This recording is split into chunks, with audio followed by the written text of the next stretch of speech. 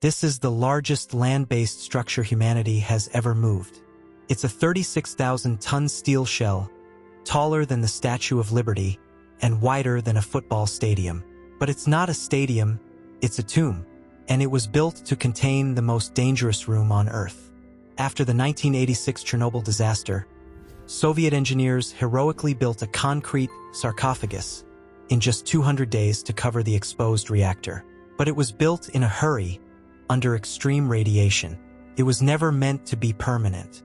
By the 1990s, it was cracking. Water was getting in, creating radioactive dust that could escape, and it was in very real danger of collapsing. A collapse would release another catastrophic radioactive cloud over Europe. So, engineers faced an impossible problem.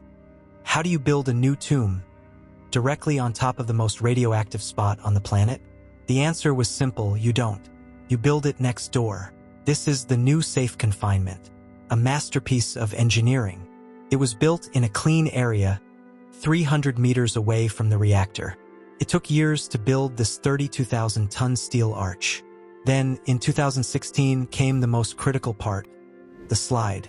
Using 224 hydraulic jacks, they slowly, millimeter by millimeter, slid the entire 36,000-ton structure over the old sarcophagus, sealing it away.